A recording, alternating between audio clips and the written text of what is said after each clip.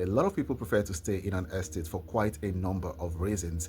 In terms of security, a lot of people feel secure living in an estate. That's one of the reasons a lot of people prefer to live in an estate. When it also comes to comforts and lifestyle, that's another great reason why, or good reason why, people prefer to live in an estate.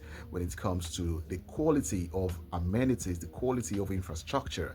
So these are some of the things that drive people into an estate. And very importantly, when it comes to greater yield or good yield in terms of the return on investment, the value of properties within an estate is usually very higher compared to properties outside an estate.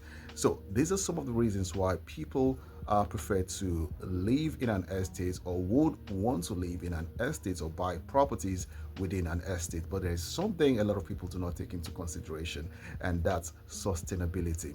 It is not a time when you now say, oh, it's something that you cannot do anymore. You're there already.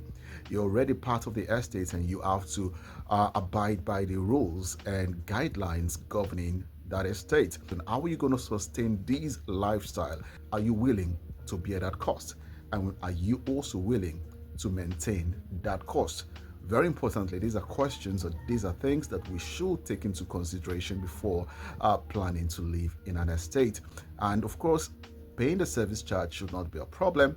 Rather, instead of it being a problem, we should be looking at how to mitigate its effect at retirement. So there are some certain things that we have to take into consideration before planning to live in an estate. All you need to do is to plan ahead, because whether we like it or not, that time is going to come where life will happen. And when life happens, you just cannot back out of that estate, most especially in a fully serviced estate. In fact, the cost of these service charges is a different topic entirely, but then that's not the discussion for today. The discussion for today is, how do we mitigate the effect of these service charges? There are ways around it, and that's what we should be talking about. That's not going to be on today's edition of the show. We'll be talking about this in the next episode, so watch out for the part 2 of this conversation. Thank you so much for your time, and see you again in the next one.